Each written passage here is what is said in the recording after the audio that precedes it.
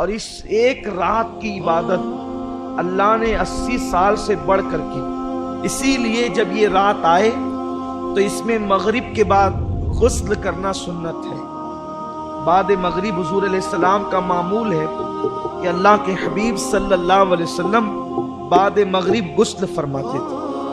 اس کے بعد آقا کریم صلی اللہ علیہ وسلم مسجد میں عبادت کرنا اس رات کو پسند کرتے تھے. گھر میں بھی کر سکتے ہیں، لیکن بلکہ صحابہ کرام تو شب قدر میں نئے لباس کا اہتمام کرتے تھے، نئے کپڑے وہ پہنتے تھے شب قدر میں.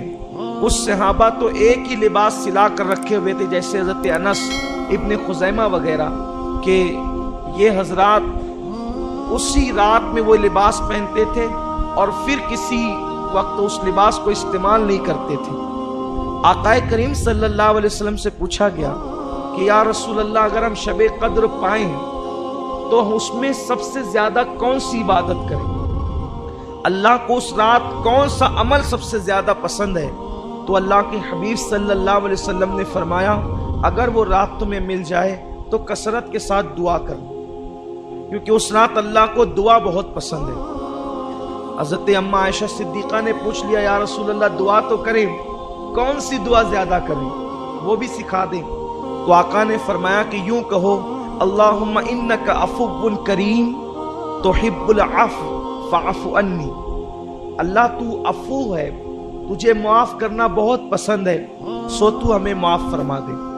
اس رات توبہ کرو کثرت کے ساتھ، ہو سکے تو صلاۃ التسبیح کا اہتمام کرو، ہو سکے کچھ نوافل پڑھو، اور جب رات کا آخری پہر آ جائے تو پھر دعا میں مصروف ہو جاؤ، اور ہو سکے تو سحری تک دعا کا اہتمام کرو.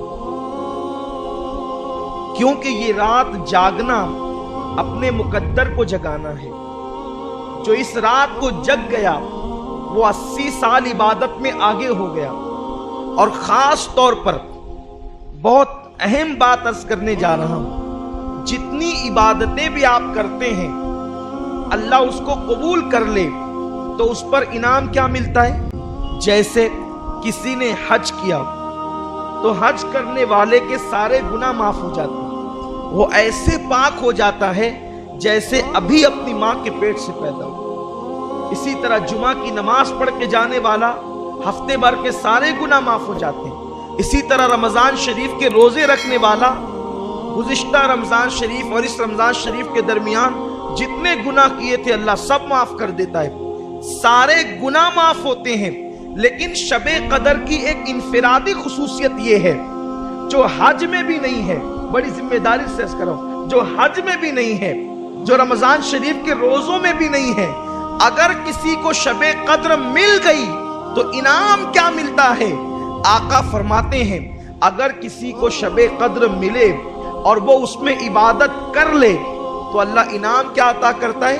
جتنے گناہ کیا ہے وہ بھی معاف کر دیتا ہے، اور جو ابھی کیا نہیں ہے کرنے والا ہے اللہ اس کو پیشگی معاف فرما دیتا ہے. کتنا بڑا کرم ہے. لیکن شب قدر ملنا چاہیے، اور وہ متعین نہیں ہے، لیکن ہم تو بس اللہ پر امید کرتے ہوئے جو ہے وہ شب قدر میں عبادت کرتے ہیں.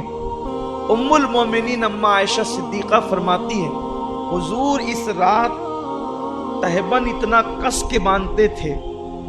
میں نے پوچھا حضور اتنا کس کے تہبند باندھتے ہیں؟ تو فرماتے ہیں عائشہ عبادت کے لیے کمر کس رہے ہیں. جب ٹائٹ کوئی چیز کمر میں باندھی جائے تو پیٹھ سیدھی ہوتی ہے، اور اس میں کھڑے رہنے کے اندر جو ہے وہ انسان کو مدد ملتی ہے. تو ایک تو عرفن ہے کمر کسنا، اور ایک تو حقیقتاً ہے. یہ کہتے ہیں نا کہ میں نے فلاں کام کے لیے کمر کس لی ہے، یعنی اب یہ کام کر کے ہی رہوں گا. تو اللہ کے رسول صلی اللہ علیہ وسلم اس رات عبادت کے لیے کمر کستے تھے. یوں تو ان کی ہر رات ہی عبادت میں گزرتی تھی، ہر رات عبادت میں. بلکہ اللہ فرماتا ہے، ابھی آپ نے سنا نا، یا ایھا المزمل قم اللیل الا قلیلا، اے میرے محبوب، اے جھرمٹ مارنے والے پیغمبر، آپ پوری رات عبادت نہ کیا کریں، کچھ سو بھی جایا کریں. یعنی جس کی عبادتوں کو دیکھ کر خدا فرماتا ہے کچھ آرام بھی کر لیا کریں، تھوڑا کچھ آرام بھی کر لیا کریں۔ عبادت کا اتنا ذوق تھا، لیکن اتنی عبادت کرنے والے رسول شب قدر میں اور زیادہ کرتے تھے۔ فرماتی تھی اماں عائشہ کہ حضور علیہ السلام سال بھر جتنی عبادت کرتے تھے اس سے زیادہ کثرت کے ساتھ میرے آقا شب قدر میں عبادت کرتے۔